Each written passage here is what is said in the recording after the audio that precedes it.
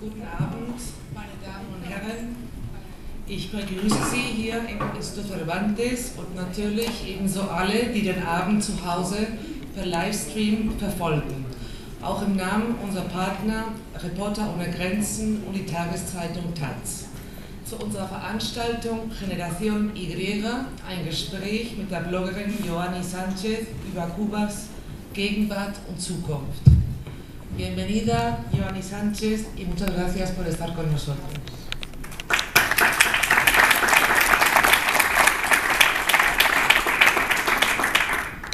Seit 6 Jahren betreibt Yoani Sánchez das erste unabhängige Blog in Kuba und erlangte mit ihren kritischen Berichten über das alltägliche Leben auf der Karibikinsel Weltruhm. Seit Februar befindet sie sich nun auf Reisen durch Lateinamerika, die USA und Europa, sodass wir heute die Gelegenheit haben, Yoani Sánchez live zu erleben. Das Gespräch wird moderiert von Bernd Pickert. Er ist Auslandskorrespondent der Taz und bereits seit 2008 mit Yoani Sánchez in Kontakt. Vielen Dank.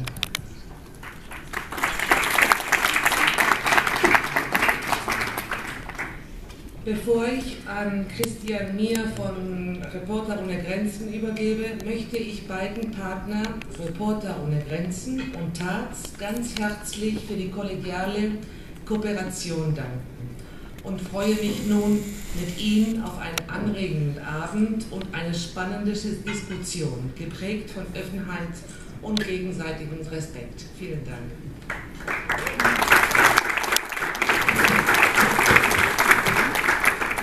Ja, vielen Dank auch die herzliche Begrüßung hier im Instituto Cervantes im Namen von Reporter ohne Grenzen und auch nochmal danke für die schöne Zusammenarbeit bei der Vorbereitung dieser Veranstaltung und auch nochmal ganz herzlichen Dank an Yoani Sánchez, also die trotz eines Interview-Marathons, den sie seit heute Morgen hier zurückgelegt hat, jetzt trotzdem noch munter und lachend auf der Bühne sitzt und wir uns hoffentlich auf eine interessante Veranstaltung mit ihr freuen können. Für Reporter ohne Grenzen ist Kuba leider ein sehr wichtiges Land in der Menschenrechtsarbeit für Pressefreiheit. Wir haben in den vergangenen Jahren viele Fälle beobachtet von Journalisten, die dort in Notsituationen sind. Die Webseiten werden dort leider in massivem Maße zum Teil überwacht. Und erst vor kurzem wurde erfreulicherweise ein Journalist aus der Haft entlassen, aber wir beklagen uns Reporter ohne Grenzen schon immer noch einen inhaftierten Journalisten, aber kontinuierliche Attacken auf Webseiten und eine kontinuierliche Einschränkung unabhängiger Berichterstattung und wirklich von Pressefreiheit. Deswegen sind wir ganz besonders froh, dass Yoani Sánchez heute hier ist und wir durchaus eine wichtige Stimme der unabhängigen Berichterstattung über und auf Kuba hier haben und wir freuen uns auf eine spannende Diskussion. Bienvenida und herzlichen Dank.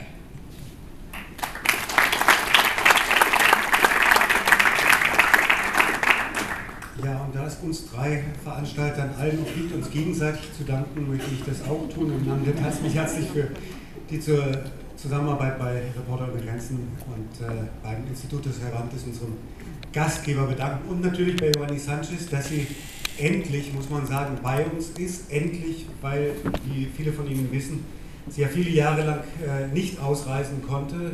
2011 haben wir als Taz auch versucht, sie einzuladen zu unserem Medienkongress. Damals hätte sie eigentlich zusammensitzen sollen mit Bloggern und Bloggerinnen aus Tunesien und Ägypten. Es wäre wunderbar gewesen, sie dabei zu haben. Leider war es, obwohl wir alles versucht haben und ich brav zur kubanischen Botschaft gelaufen bin und die 200 € für die Einladung bezahlt habe, nicht möglich, dass sie dann auch ausreisen konnte. Sie hat uns damals eine Videobotschaft geschickt, die allerdings die Menschen im Saal ziemlich beeindruckt hat. Wir haben als Taz seit 2008 eine Zusammenarbeit mit Yoani Sánchez. Sie hat ab 2009 Kolumnen über uns geschrieben in der Sonntags, sehr hübsche Kolumnen und wird das hoffentlich auch bald wieder tun. Wir wollen heute Abend über, wir haben es genannt, Kubas Gegenwart und Zukunft. Yoani Sánchez hat ja seit sie 2007 mit ihrem Blog begann, nicht nur weltweit große Aufmerksamkeit erregt, aber was sie vor allem gemacht hat, ist ja Alltagsbeschreibungen abzugeben. Das heißt, zu gucken, jenseits von allen Ideologien, pro oder contra kubanischer Regierung, wie stellt sich eigentlich der Alltag der Kubaner dar, wie gehen sie um mit den politischen Medien des Landes, mit dem Fernsehen, mit dem täglichen Leben, mit dem täglichen Mangel, mit der Situation, in der sie sind. Und ich glaube, gerade das und die hervorragende Schreibe von Joanny Sanchez hat dazu beigetragen, dass dieser Blog so viel Aufmerksamkeit erlangt. Schließlich dann ja nicht nur im Ausland, weil er im Internet passiert und der Internetzugang auf Kuba sehr schwierig ist, mehr Aufmerksamkeit zumindest erregte als auf Kuba selbst, sondern schlussendlich und sehr bald auch die Aufmerksamkeit der staatlichen Behörden Kubas, etwas, was Joanny Sanchez seitdem durchaus hat zu spüren bekommen, auch wenn sie nie, Gottlob, länger als einige wenige Tage in Polizeigewahrsam verbringen musste. Gleichwohl ist die Einschüchterung, die dann gegen einzelne Personen passiert, wie eben gegen Joanny Sanchez, die für sich ja nicht in Anspruch nimmt, irgendjemanden anders als sich selber und ihr Denken und das Denken, was sie im Austausch mit anderen weiter schärfen möchte, zu repräsentieren. Ja, gegen solche Leute gibt es halt eine Art von Repression auf Kuba, die mal etwas subtiler und mal etwas weniger subtil ist. Auf Kuba gehören ja Actos de Repudio, die ein bisschen ähnlich ablaufen wie die kleine Demonstration, die wir vor der Tür gerade gesehen haben, gehören ja durchaus dazu und auch die können den Effekt haben, dass Leute, die einfach nur ihre Meinung sagen wollen oder aussprechen wollen, was eigentlich viele denken oder so ähnlich denken, aber sich nicht getrauen zu sagen und dies dann doch sagen, eben zu spüren bekommen. So, nun aber genug der Vorrede, wir wollen einsteigen ins Gespräch. Ich wollte das gerne so gestalten, dass wir uns von der Bühne, vom Podium aus ungefähr eine halbe Stunde lang miteinander unterhalten, ich einige Fragen stelle, dann Sie die Möglichkeit bekommen, weitere Fragen zu stellen an Joanny Sanchez und Sie haben es vielleicht der eine oder andere gesehen, wir streamen diese Veranstaltung live ins Internet und Leute, die das im Internet verfolgen, können über Twitter mit dem Hashtag Joanny Berlin auch ihre Fragen stellen. Ich habe hier mein iPad da und werde immer mal gucken, was da eingelaufen ist und diese Fragen dann auch einspeisen. Und ab jetzt werde ich das Ganze auch auf Spanisch moderieren, damit wir uns besser direkt verstehen können, auch wenn Joanny Sanchez besser Deutsch versteht, als man so denken könnte nach 2 Jahren in der Schweiz, die lange her sind. Also versteht trotzdem eigentlich ziemlich gut. Und, ja. Bienvenida otra vez. Vamos a, como queremos hablar del presente y del futuro de la Revolución Cubana. En todos los últimos años de la Revolución Cubana, después de la caída del muro, del derrumbe del bloque socialista, se ha hablado mucho de que cambios profundos en Cuba son inevitables y evidentes y que ya pronto se darán. Siempre se pensaba que cuando una vez Fidel Castro deje de poder, que estos cambios se den. Hasta ahora el sistema ha mostrado una estabilidad enorme. ¿En qué estado estamos ahora? ¿En qué situación estamos ahora? Bueno, primero agradecer a todos los presentes, agradecer a Bert por esa introducción y agradecer al Instituto Cervantes y a todos los organizadores, entre esos Reporteros Sin Fronteras, pero fundamentalmente al Instituto Cervantes, porque me parece muy sintomático, casi mágico, que yo esté aquí hoy, porque en mi caso todo empezó por los libros y todo empezó por el lenguaje, todo empezó por el idioma, todo empezó por el uso del español. Y incluso creo que parte de mi trabajo, más allá del periodismo, de la crónica de la realidad, es un gran ejercicio lingüístico, literario, escritural.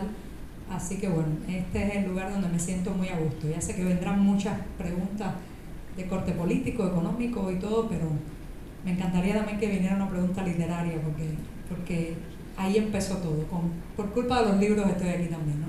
Bueno, me preguntabas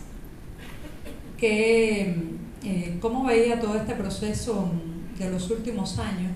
Y bueno, sí, me ha tocado vivirlo muy en carne propia también, porque fui una adolescente, tenía justamente 14 años cuando se cayó el muro de Berlín. Y tardé muchos años en ver las imágenes, pero sí supe la noticia. Creo que mi generación está muy marcada por eso también. Nos tocó llegar a la adultez o a la adolescencia en un momento en que no había mucho en qué creer ya, ¿no?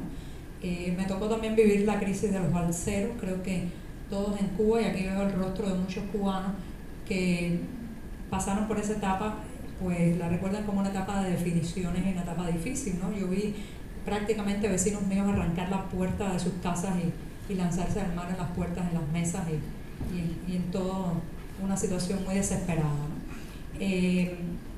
Creo que la gran capacidad de adaptación que ha tenido el gobierno cubano ha sido también una capacidad de adaptación para reprimir, ¿no?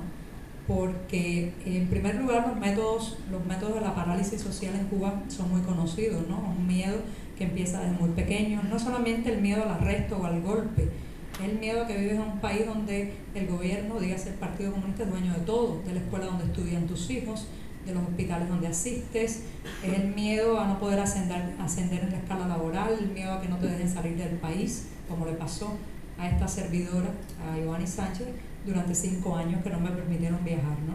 Entonces, el miedo se constituye en uno de los elementos de no cambio, porque al tener miedo la gente, bueno, prefiere callarse, simular, asentir, aplaudir, aunque estuvieran en contra, fingir que están a favor, aunque no lo estén.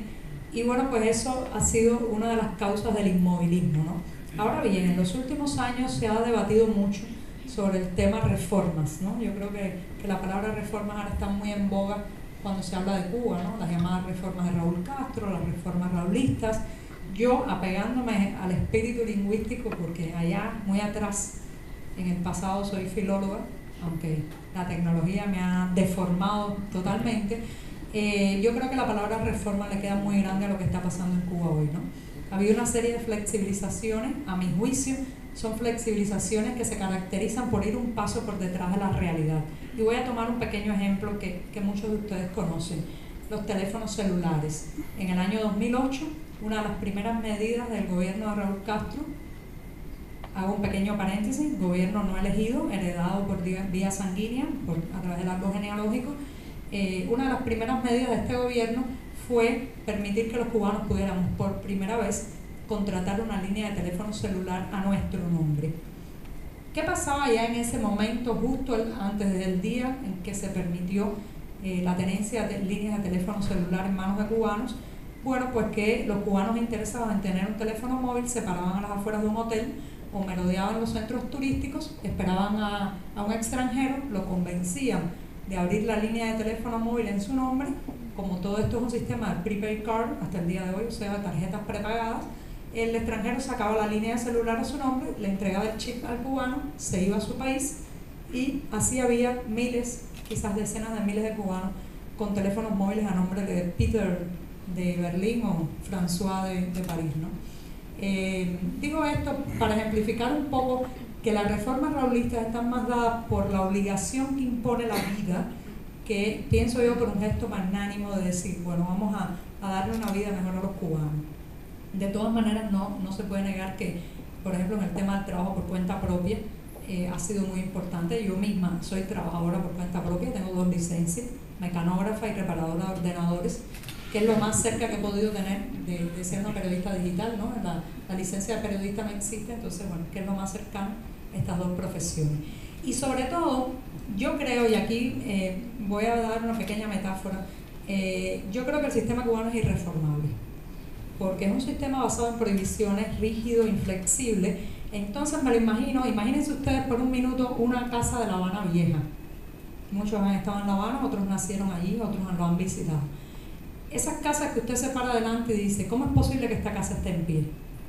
Los balcones están a punto de caerse, la pintura ya no existe, no se sabe qué color es la fachada, las vigas del techo están oxidadas, hay una enorme rajadura que viene desde el techo al suelo, pero la casa está en pie. Viene un huracán y la casa sigue en pie. Lluvia, viento, sol, la casa sigue en pie. Un día al propietario de la casa se le ocurre reformar la puerta. Baja con un destornillador, quita un tornillo de la bisagra y la casa se desploma. A mí me parece que eso es lo que va a pasar con las reformas raulistas. Lo que yo me pregunto con muchos cubanos es cuál es nuestro tornillo, ¿no? Les dije que la culpa eran de los libros.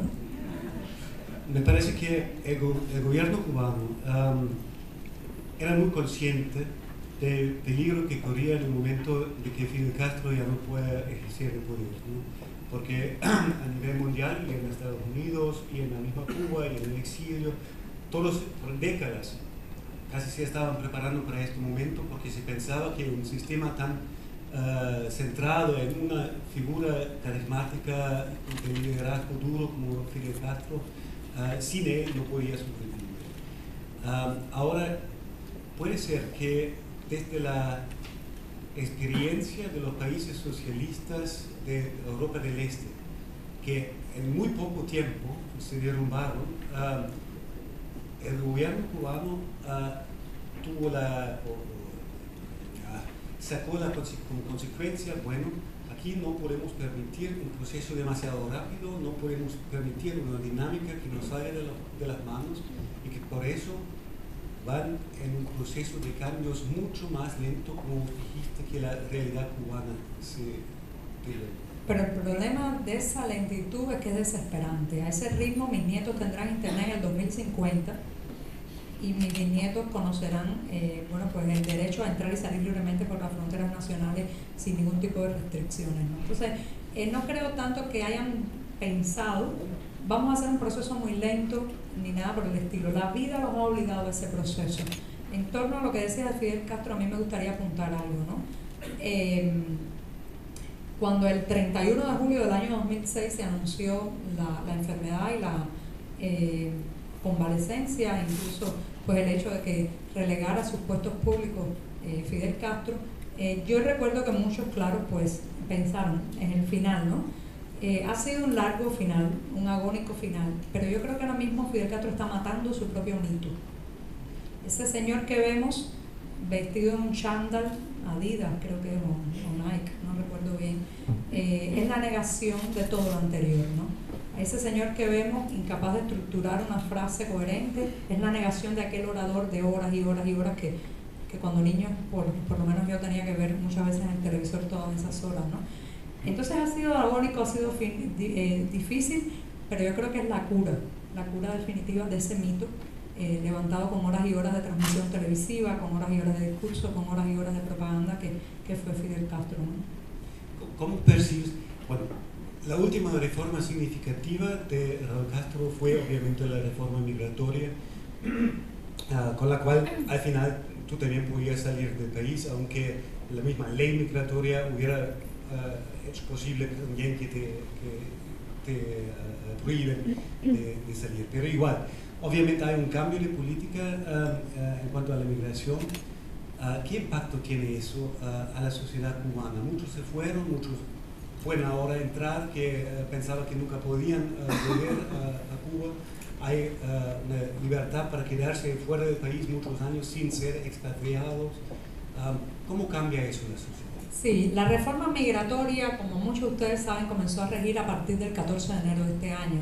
Es el decreto ley 302 y era una reforma largamente deseada. Y yo creo que había bastante presión dentro y fuera de Cuba para que ese absurdo migratorio terminara. Un absurdo migratorio que dividió familias, hizo que padres nunca pudieran reencontrarse con sus hijos, que abuelos murieran en el exilio sin volver a ver a sus nietos y viceversa. Y ya creo que el costo político de seguir manteniendo a Cuba como una aldea medieval, que había que pedir permiso para traspasar la muralla, pues la muralla en este caso es el mar, ¿no? Nuestra muralla de agua, era insostenible políticamente, ¿no? Entonces el gobierno pues se ve abocado, creo yo, a hacer una reforma migratoria. Cuando hace la reforma migratoria, si se lee bien el decreto de punta a cabo, todas las páginas, nunca va a encontrarse una frase que diga todo cubano, por el mero hecho de haber nacido en este país, tiene el derecho de salir y entrar libremente. Eso no lo dice. Siguen restricciones de algún tipo, los deportistas de alto rendimiento, personas consideradas profesionales vitales. Hay un grupo de activistas y disidentes que no ha podido salir ni podrá salir, sobre todo los exprisioneros de la Primavera Negra. Y bueno, pues yo me encuentro en un grupo de unas 20 personas activistas del sector crítico que han logrado viajar desde el 14 de enero hasta acá. En mi caso personal, yo había dado una batalla muy dura. Llevaba 5 años insistiendo porque se me reconociera mi derecho a salir. Había acumulado el triste récord de 20 negativas de viaje, las había reportado, documentado gracias a las redes sociales, a Twitter, incluso había